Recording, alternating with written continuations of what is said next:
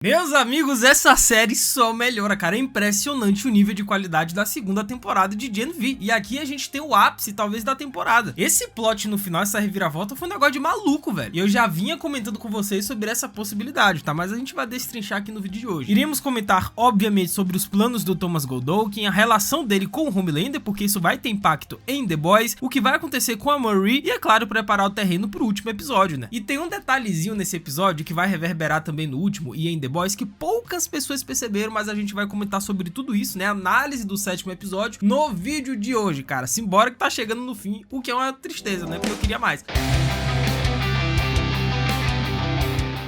Hello my friends, Geek na voz, o 7º episódio da segunda temporada de Gen V. E eu sei que tá chato, tá repetitivo eu falar isso aqui, mas cara, é um episódio melhor do que o outro. A gente tem aqui talvez o ápice dessa segunda temporada, por enquanto, porque talvez o último episódio seja o melhor de todos. E aí eu chego aqui semana que vem e digo o seguinte: gente, o 8º episódio é o melhor, sendo que o 7º já tinha sido o melhor, e o 6º também, e o 5º. Mas o episódio começa com a Annabeth, né, que tem uma visão perturbadora da Marie deitada em uma poça de sangue, né? Então, assustada, ela desperta e corre pelo esconderijo à procura dela, né? Só que nem Marie nem Kate estão lá, então desesperada, Annabeth acorda todo mundo e conta o que viu, né? Convencida de que Marie está indo direto pra vala, velho. Então Jordan, rapidamente, né, pede pra Zoe tentar pegar o carro do Stan e irem atrás das duas antes que algo ruim aconteça. Por falarmos no Stan Edgar, né, foi muito estranho, porque ele basicamente não apareceu nesse episódio, né? Eu não sei se foi questão de agenda, né, de disponibilidade do ator, que é o Giancarlo Esposito, o nosso queridíssimo Gus Fring de Breaking Bad, mas foi muito estranho não ter aparecido, né? Porque ele já tava junto nesse núcleo com essa galera, e ele deveria ter aparecido, né? Não sei o que rolou aí. Ou talvez os produtores da série, né, de Gen V, não quiseram gastar, né, muito do cachê do Giancarlo Esposito com o episódio que talvez ele não fosse ser tão importante assim, né? Vai entender. A Kate avisa que sem restaurar seus poderes, tentar invadir o local é uma missão que vai falhar, mas a Marie, ainda desconfiada, ignora, né, e simplesmente muda o assunto. E ao entrarem na casa, elas percebem que Cypher e Goldolkin não estão lá. Quem aparece é o Polarity, né, que revela os planos insanos do Cypher,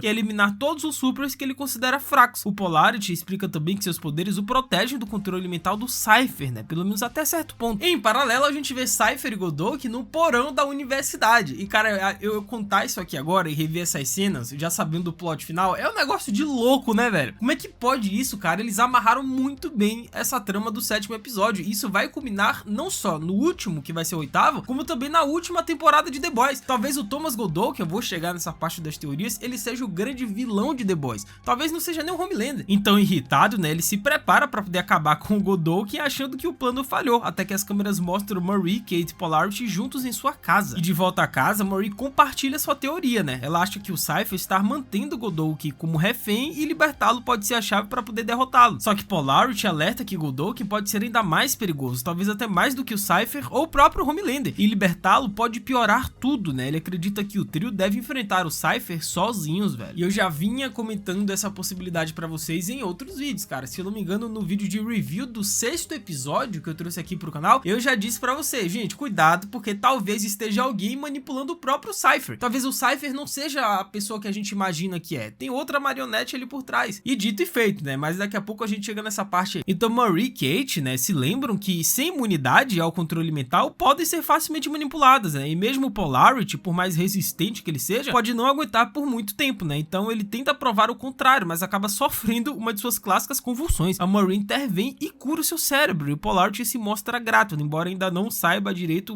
a cura definitiva, né? Então o trio, eles vão rumo ao escritório do Cypher na universidade, eles até conseguem entrar sem ninguém pra impedir, né? O que levanta uma questão sobre a segurança daquele local, que talvez seja só uma fachada também. Então a Marie tenta rastrear o Cypher e Goldolkin, né, pelos batimentos cardíacos, mas há tanta gente no campus que é impossível, cara. E o Polarity sugere restaurar os poderes da Kate para que ela leia mentes e descubra pistas. Só que a Marie recusa, ainda não confia nela. E enquanto eles estão nesse impasse, o telefone da mesa toca. É o Cypher, né, ciente da invasão. Ele convida a Marie, né, pro seminário de optimização de heróis, que é uma espécie de treinamento sombrio, né, prometendo libertar seus amigos em troca. A Marie o confronta sobre ter matado Annabeth apenas para potencializar os seus poderes. Só que o Cypher desvia o assunto e insiste na oferta antes de desligar, velho. Ou seja, agora as coisas se entrelaçam, né? Projeto Odessa, que a gente viu esse arco, né, sendo iniciado lá nos primeiros episódios de GNV, agora culmina aqui, com esse grande plot, que a gente vai chegar na parte do Godolkin, agora tudo faz sentido. Desde o início, esse era o grande plano do Godolkin, cara, a criação da Marie foi visando isso, que loucura, velho. A forma como eles amarraram a trama da temporada como um todo é absurdo, velho. Eu diria até que essa segunda temporada de GNV, ela bate de frente ou até superior do que muitas temporadas de The Boys, sendo que a primeira temporada de GNV já tinha sido muito boa. Então Jordan e Annabeth, né, correm pelo carro rumo à universidade, né, e no caminho tem um momento de conexão sincera, né, trocando histórias sobre como descobriram seus poderes e quem são de verdade. Enquanto isso, né, Emma encolhe e se esconde dentro do bolso do Sam, né, que simplesmente voa até a universidade. E aparentemente, né, o grupo decidiu se dividir para evitar a segurança do campus, embora isso não faça muito sentido, já que Jordan e Annabeth entram sem qualquer problema, né, mas tudo bem. E talvez o sistema de segurança da VOT de Elmira seja mais marketing do que eficiência real, né, mas no fim das contas parece que eles só são bons em relações públicas e em esconder desastres quando tem alguma coisa errada, né, segurança não é com eles não. E assim que o Sam e a Emma aterrissam na universidade, eles são recebidos...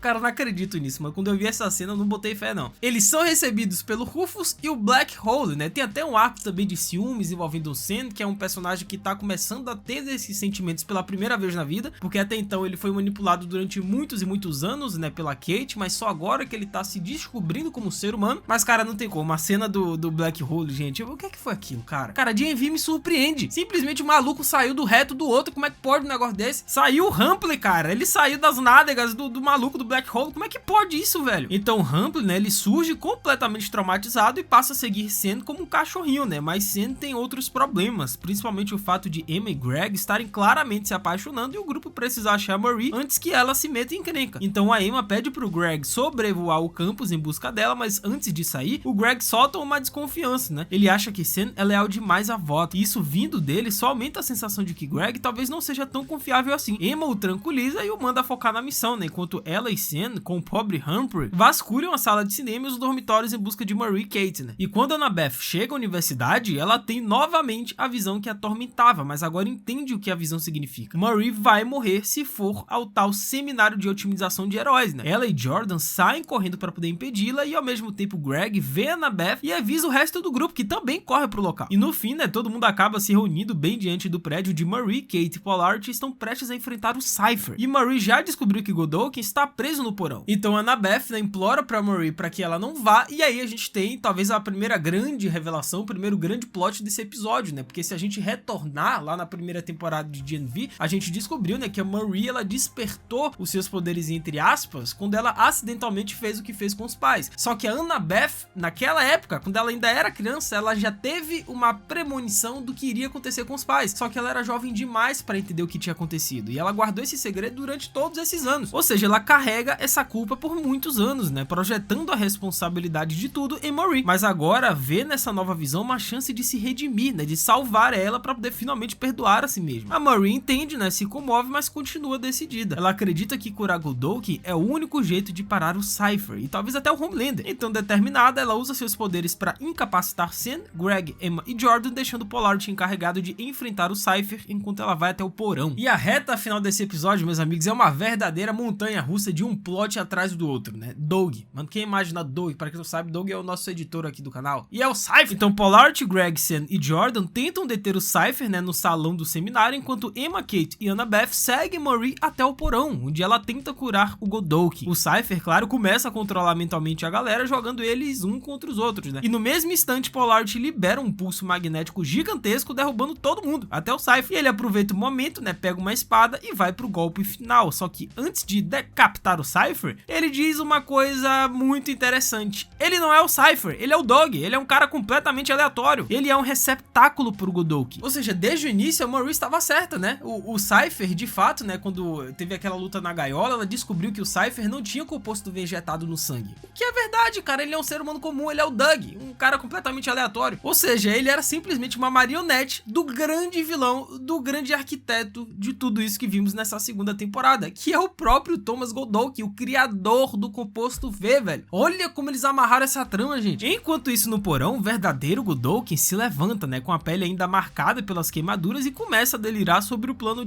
da sábia e da necessidade de abater o rebanho, que é eliminar os supers considerados inúteis, né. Então Kate percebe o que está acontecendo e entende. O Godolkin é o Cypher. Ele estava manipulando o Doug esse tempo todo. E a prova disso tudo vem logo depois, né, quando o coitado do Cypher, ele se esbarra lá com o Humpler, né, aquele maluco que saiu do reto. Não tem como, velho. E aí o Humpler, né, ele todo orgulhoso, ele conta que pode transformar os pés em mãos, e o Godolkin o considera patético e obriga ele a simplesmente ir de arrasto pra cima. Então, cruel e impiedoso, ele segue pro pátio da universidade com o objetivo de exterminar mais supers sem importância, supers inúteis. Agora, algo que não é inútil é a voadora no like aí embaixo. Aproveita que temos muito ainda o que comentar aqui de GNV nesse vídeo. Deixa o like, se inscreve no canal, ativa o sininho, segue o Geek no Insta, @LucasMGeek. A gente vai trocar essa ideia sobre GNV, diversas outras séries, faz tudo isso que é nóis. E eu já tinha comentado esse possível plot pra vocês, como eu disse, em episódios anteriores, cara. Eu acho que no meu review aqui do 6º episódio eu comentei. Gente, talvez o Cypher, essa figura de barba e de cabelo que a gente tá vendo desse maluco, talvez não seja ele. Talvez ele esteja sendo manipulado, talvez ele seja um receptáculo, uma marionete de alguém ainda maior, de um super que está controlando aquele indivíduo, aquele corpo específico. E de fato era isso, cara, era o Thomas Godolkin. Mesmo naquele estado carbonizado, né, o Godolkin, ele manipulava o Doug à distância, né, interferindo nos combates entre Marie, Jordan e Polarity desde o início. E agora curado pela Marie, o limite de seus poderes é um mistério. E sinceramente, isso não promete coisa boa pro próximo episódio, né? No início parecia que Godolkin havia transferido sua consciência pro Doug, o que explicaria o controle à distância. Mas na real ele nunca precisou disso, né? O cara simplesmente é poderoso bastante pra manipular alguém de longe, como se estivesse jogando xadrez mental com o mundo inteiro, velho. Agora, por que o Godolkin deixou a galera sair com vida ali naquela cena final, né? Depois que será que foi um pouco de gratidão pela Marie ter curado ele, ter trazido ele basicamente de volta à vida? Eu acho que não. Eu acho que talvez o Thomas Godolkin já tenha plantado um pouquinho do seu vírus, né, um pouquinho do seu poder em um daqueles personagens. Talvez a Kate, talvez a Emma, Marie,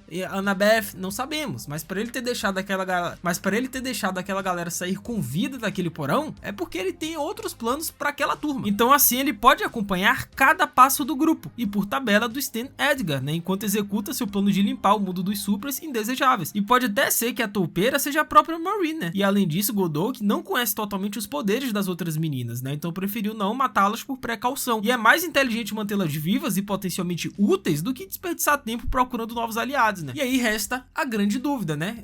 A gente sabe que o grande plano do Godolkin, que nesse caso é o Cypher, é dizimar os supers inúteis do planeta Terra e só sobrar nata da nata, né? Somente a elite dos super poderosos. Mas no final, lá no fim do túnel, qual o real objetivo dele? O que ele quer com isso? É só dizimar por dizimar? Será que não tem algo por trás? Será que ele vai se unir ao Homelander em The Boys? Ou então será que ele vai ser o inimigo do Homelander? Porque querendo ou não foi o Godolkin quem criou o Homelander e todos os outros supers? Cara, se ele não morrer antes do final da temporada de GNV, é bem improvável que ele tenha um papel importante na 5ª temporada de The Boys. E ideologicamente, ele e Homelander compartilham o mesmo desprezo elitista pelos fracos. Só que Homelander já teve traumas suficientes com as ideias fascistas da Stormfront, né? Então essa parceria não seria exatamente estável. Pode até acontecer o improvável, que é o Homelander se aliando temporariamente aos garotos para poder se livrar da Godolkin lá em GNV, lá em The Boys. Mas por enquanto tudo é especulação, cara. O Cypher foi apenas a isca, o verdadeiro perigo sempre foi o Godolkin. Agora cabe a Marie e seus amigos impedir que ele extermine metade da universidade. Só que lutar contra Godolkin é quase impossível. Ele pode transformar qualquer um em seu soldado mental no piscar de olhos, velho. Então a Marie tentou enfrentá-lo sozinha e acabou. Enquanto isso, o mistério das visões da Annabeth ainda paira no ar, né? Elas mostram a morte da irmã ou são um prenúncio de algo maior? Talvez uma nova fase dos poderes da Marie. Essa linha narrativa ainda precisa se resolver nesse último episódio, cara. E outro ponto importante que esse 8º episódio vai ter que dar uma resolvida vai ser a importância do Doug